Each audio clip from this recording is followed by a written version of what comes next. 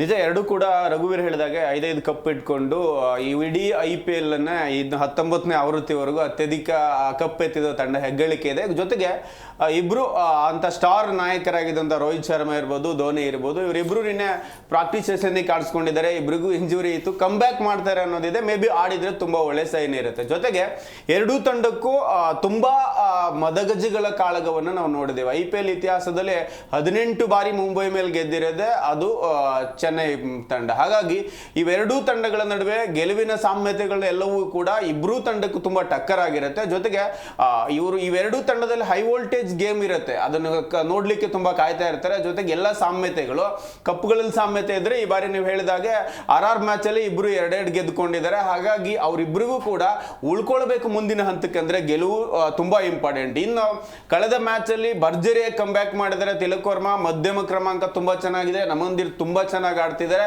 ಈ ಎಲ್ಲದು ಹೊರತುಪಡಿಸಿದ್ರೆ come back ಮಾಡಬೇಕಾಗಿರೋದು ಆದ್ಯ ಕರ್ತವ್ಯ ತರ ಹೋಗಿದೆ ಅವರಿಗೆ. ಇನ್ನ ಮುಂಬೈಯಲ್ಲಿ ನಡೆಯುವ ಪಂದ್ಯವನ್ನ 100% ಅವ್ರು ಗೆಲ್ಲೇಬೇಕು ಅನ್ನೋದಕ್ಕೆ ಆಡ್ತಾರೆ. ಇವತ್ತು may be Mumbai experience and ತುಂಬಾ ಅನುಭವಿ ಹೊಂದಿರುವಂತ ಆಟಗಾರ ಜೊತೆಗೆ ತುಂಬಾ ಲಯದಲ್ಲಿರುವ ಸೀನಿಯರ್ ಮೋಸ್ಟ್ ಡೇಂಜರ್ ಪ್ಲೇಯರ್ ಇದ್ರೆ, ಇನ್ನೊಂದ್ ಕಡೆ ಇಲ್ಲಿ ಯಂಗ್ ಪ್ಲೇಯರ್ ನ ಹೊತ್ತು ತರುವಂತ ಸಂಜು ಮತ್ತೆ ಗಾಯಕ್ವಾಡ್ ಪಡೆ ಇದೆ ಇಲ್ಲಿ.